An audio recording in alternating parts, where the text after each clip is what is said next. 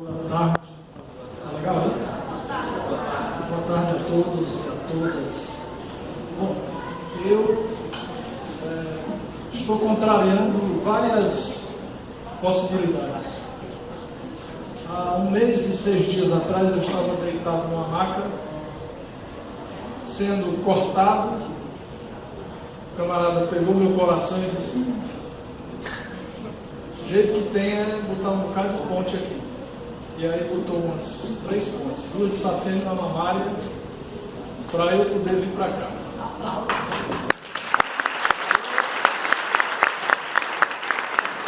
Estou muito feliz porque tudo é motivo para comemorar. Tudo, né?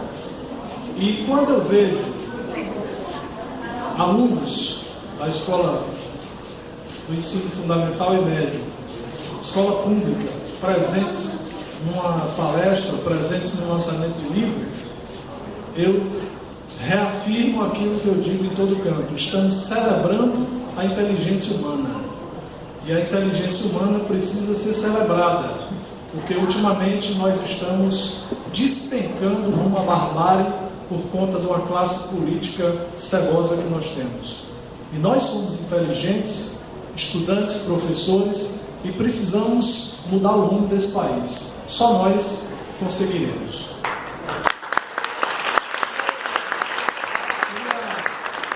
Queria agradecer ao meu amigo Pádua, amigo de infância e adolescência, que trouxe os alunos da escola Poeta Otacílio Colares, que foi meu professor no curso de letras. Tive a honra de ser aluno do Otacílio Colares, curso de letras da UFC, e o Pádua, diretor da escola, trouxe essa galera. Obrigado vocês.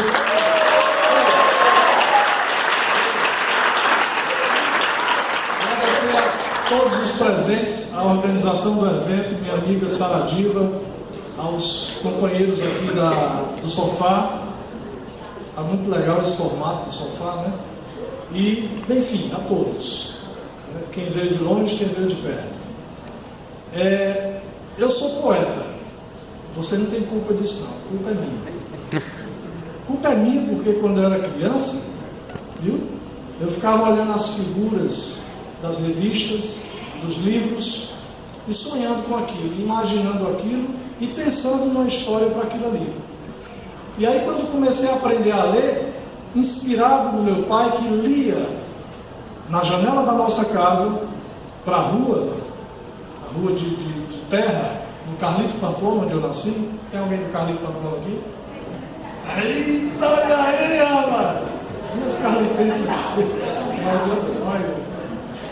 Bom, aí ele ficava lendo cordéis e dizia: pega aquele ali da capa tal. Eu pegava lá no baú e ele ia ler. Era a novela daquele tempo. E as pessoas ficavam maravilhadas, os vizinhos que não tinham televisão, era todo mundo pobre, só tinha uma televisão na rua. E a propósito, tinha uns filmes antigamente, Durango Kid, Perdido no Espaço e tal, que eu ia assistir da janela, né? Aí de vez em quando aquela janela era fechada na minha cara e eu ficava chorando. Cheguei um dia em casa chorando, e minha mãe disse assim: o que foi, meu filho? Eu estava assistindo Durango Kid, na hora que ele ia pegar o bandido, a mulher fechou a janela. E aí o jeito que teve foi chorar em casa. E ela disse: nunca mais você vai chorar. Ele saiu comigo, foi na rua, chegou no Ronce, comprou uma televisão preta e branca, depois comprou aquelas telas de 3 cores. Depois, a gente foi melhorando de vida, né? Depois, quando chegou a colorida, já tinha plasma em todo canto. Bom, então, ser poeta é uma coisa comum, qualquer um pode ser. Qualquer um de vocês aqui pode ser poeta. Só querer já é um grande caminho, querer já é um grande salto para chegar ao seu objetivo. Não tem gente que quer ser médico e se torna médico, não tem gente que quer ser engenheiro e se torna engenheiro. Então por que não querer ser poeta e conseguir ser poeta? Eu quis. Eu ficava contemplando as coisas, eu ficava pensando, refletindo e muitas vezes negando aquela realidade que eu via. E quando eu comecei a ouvir poesia através do meu pai e depois a ler poesia, eu comecei a dizer, puxa vida, eu sei fazer isso. Eu sei manipular a linguagem para transformar aquilo que eu sinto, aquilo que eu penso, nisso que eu estou lendo aqui, nisso que se chama poesia. E aí eu comecei então a exercitar. A flor do meu jardim, a formiguinha que ia andando no seu caminho, e o passarinho no quintal, a manga, e aí eu fui vendo tudo, em tudo eu enxergava a poesia. Mas aí corre o risco de você ser taxado, carimbado. Ah, ele é poeta. Ah, não, ele é poeta. Como se poeta não fosse levado a sério. E muita gente não leva poeta a sério, o que é um grande erro. Os poetas, muitos deles apresentam às vezes uma característica mais sensível, né? E as pessoas confundem isso. Mas não, o poeta tem uma sensibilidade exatamente porque ele exercita essa sensibilidade. Como o professor exercita o seu trabalho em sala de aula, como o enfermeiro exercita o seu trabalho no hospital, como qualquer um exercita a sua profissão. Então o poeta exercita a sua sensibilidade e transforma isso numa ferramenta importante através da linguagem, que é, o resultado disso é a obra de arte, que Hermínia leu um poema aqui, eu vou ler outro aqui, e aí a gente consegue transmitir aquilo que a herança cultural, desde antes de Homero, os aedos lá na Grécia, que saíam perambulando pelo sítio, pelas cidades, lendo, cantando, recitando e fazendo da vida uma coisa melhor. Então, eu sou culpado disso. E muitas vezes eu me agradeço por ter escolhido ser poeta. Embora poeta não ganhe dinheiro. Ah, poeta, e daí? Nada. Você chega publica um livro, que é uma dificuldade enorme publicar um livro. Depois que você publica o livro, aí você vai querer vender o livro. Mas não é para ficar rico. É para ter o prazer de dizer: eu cheguei numa loja e comprei uma camisa. Alguém chegou na livraria e comprou o meu livro. Puxa, isso dá tanto prazer a mim, mas não dá prazer, por exemplo, o costureiro ou a costureira, que ninguém sabe quem foi que costurou aquela camisa. Foi uma máquina. Mas o poeta é capaz de produzir um artefato e acompanhar esse artefato até a mão do leitor. Então isso é um processo muito importante. O processo de construir o poema até que ele se transforme em objeto de arte. E depois disso, pensar em vender. Aí tem uma feira de livro, uma Bienal Internacional do Livro no Ceará, já é a 12ª, eu participei de algumas, no início, no meio, como eu moro na Paraíba, então a gente fica meio isolado, às vezes esquecido dos cearenses, e quando chega lá o pessoal diz assim: não, você é cearense, não é daqui, e esquece a gente lá também.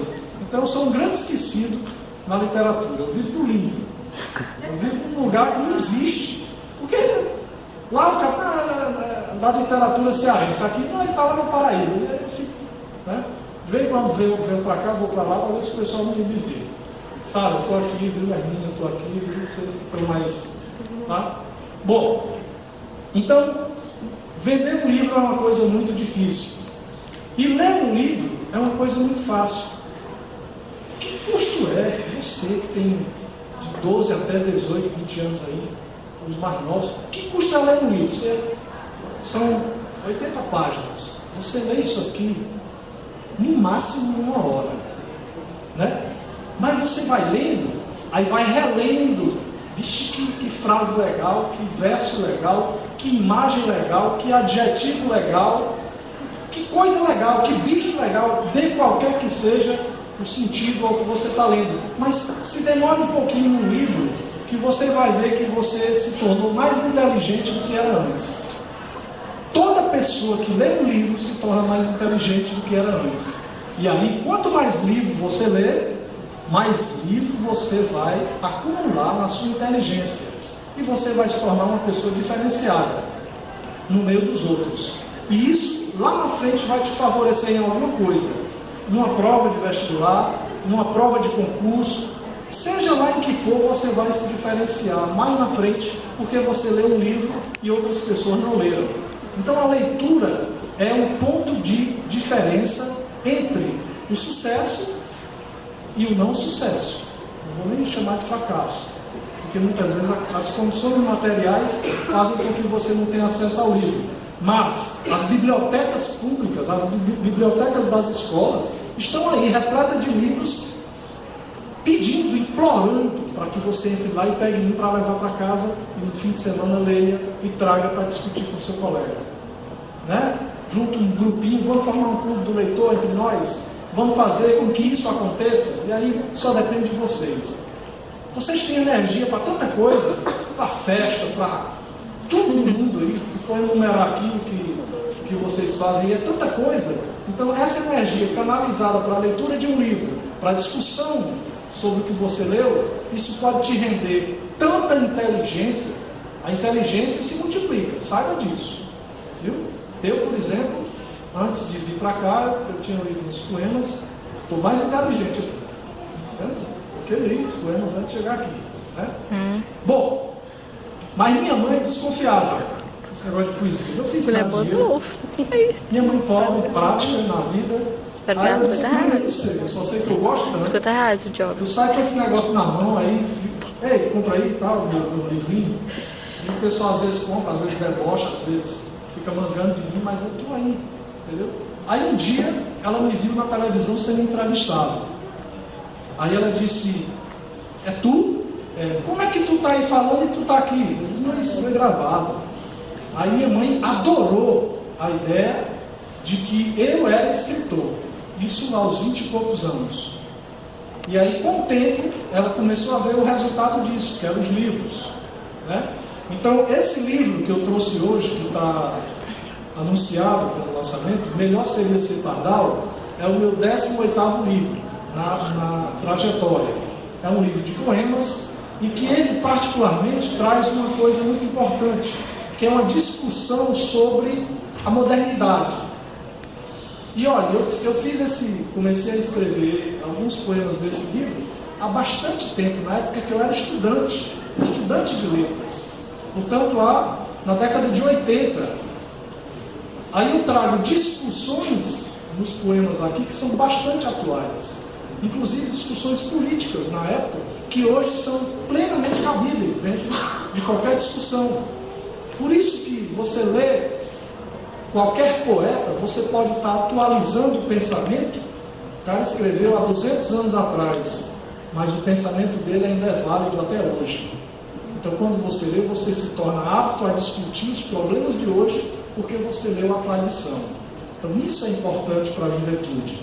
Então, vou dar um exemplo aqui do poema que intitula o livro Melhor Seria Ser Pardal. É um poema que tem inicialmente o formato de um cordel, né? Todo metrificado e rimado, e começa assim: invoca o melhor dos canários, do reino de terras distantes, pode até vir de Portugal ou da nobre Itália de Dante, pode ser de bem mais além, que venham a cavalo de trem para envergonhar o pardal. Pardal não tem cerimônia de cagar em qualquer parte, é um passarinho feio, não tem engenho ou arte, nunca se viu nas palavras ou nos escritos que lavram da Ásia ao riacho do meio. Já que lembrei Portugal, do inominável Camões, lembro também a Grécia, os franceses e os bretões, que são os povos valentes e matam até as serpentes da Arábia, Índia ou Pérsia. Então eu vou fazendo uma apresentação da poesia, de como surge a ideia, de como surge a própria vida, né? Situando geograficamente e historicamente. Né? O que eu quero dizer, sempre colocando o pardal como fio condutor dessa narrativa mais longa. É um poema, mas é um poema que conta uma história. E aí, para ser fiel à modernidade, eu quebro a métrica e a rima e passo a me libertar dessa forma fixa. E aí eu digo, melhor seria ser pardal e dormir no berço esplêndido e varonil de um sadio lar classe média. Estou mesmo a fim de me conceber, me engravidar, parir, saber quanto sou, para onde vou. Há muitos insetos pelo ar e melhor seria nem pensar. Não se dói, nem se fica à margem. E aí o poema vai começando a colocar elementos da modernidade, do dia a dia, né? E aí, daí a pouco, esse pardal começa a se revoltar contra a história. Esse pardal aqui. E aí, o que é que esse pardal faz? Ele vai se rebelar. E ele diz o seguinte: somos pardais e somos contra comidas artificiais. Somos contra dentes postiços, abaixos protéticos. Somos contra as bactérias e as medidas institucionais, os decretos, os vírus, os políticos, as lombrigas, a decência e a demência. Não há fome e ao fome zero. Estamos em dúvida se somos contra o analfabeto ou o alfabeto. Não ao analfabeto político e ao político analfabeto. Não aos carros, às usinas, às propinas, aos cigarros. Derrubem os muros de suas casas, arranquem os portões, as portas. O mundo não tem portas. Deixem o sol entrar, exponham o mofo de suas consciências à luz do sol. Sintam o novo aroma, a vida entrando pelos orifícios. Não haverá mais o acre amaro da certeza. Tudo brotará do novo e estará bem próximo, porque vocês descarregam do corpo o peso torto de suas cabeças. E aí o pardal vai começando a engrossar, a se politizar e a dizer sozinho eu não sou nada. E ele vai então fazer o grande chamado. Atenção, atenção, notícias de última hora. A Rede Pardal de televisão informa: há um grande bando de pardais na BR-116, 222, Belém, Brasília, Quixadá, Quixeramobim e em todas as estradas intermunicipais. Será a pardal-lução? Ainda não. Primeiro tomaremos o ninho dos bentivis, depois dos colibris, depois dos sacis, dos sobrenomes internacionais, McNamara's Corporation and Company. Depois é que partiremos vagabundos pelas ruas e catedrais até o Pardalto Central, chilreando o hino nacional. Ver-se-ão pardaizinhos cantando nos becos, nos guetos. 3, 3, pardaurais, 3, 3, pardaurais. Se não for o de ante, há de ser o de detrás. Vamos acordar, pardaurada. Lembrem-se dos ensinamentos dos pardalósofos, dos pardalólogos, dos pardalistas.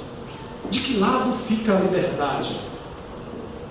Será esta a nossa ilusão? Melhor seria estar nas árvores, 10, 100, 1000, milhões para atacar em abril.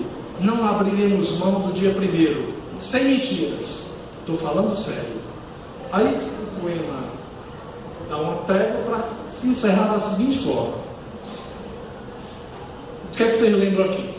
E foi assim que ocorreu um dia pela manhã, lá em casa no Carlito, já faz tempo, lembro bem. Minha irmã era pequena e brincava de boneca, meu irmão adolescente, minha mãe, melhor lembrança, e as bonecas tinham tranças e a radiola tocava, e eu tinha uma namorada e ela gostava de mim, e eu gostava dela, e meu Deus, o amor é lindo, e é por causa dessa poesia que tudo isso aconteceu. Quer dizer, melhor seria ser pardal, né? Então é uma história sobre a modernidade do ponto de vista de um pássaro, o pardal, que é anarquista por si só, mas que tem um exemplo a nos dar de que o mundo é para todos, né? E não só para alguns privilegiados. Então esse livro traz uma grande discussão sobre a modernidade. Esse é um poema longo, que tem várias páginas. E tem também outros poemas menores. Vou só ler um trecho de um aqui. Semente de lua. Semente de lua. Vamos pensar no que é uma semente de lua. A lua seria uma semente de lua. Uma pedra que o Armstrong trouxe? Não, vamos ver na poesia como é que a gente faz isso. Plantei uma lua em meu jardim. Nasceu uma estátua de São Jorge e um pé de Armstrong. Muito obrigado. Acredito que haverá a oportunidade de complementar alguma coisa, de talvez explicar melhor no debate. Eu agradeço bastante. Muito obrigado. Obrigado pela sua ajuda, Mar. E me sentindo uma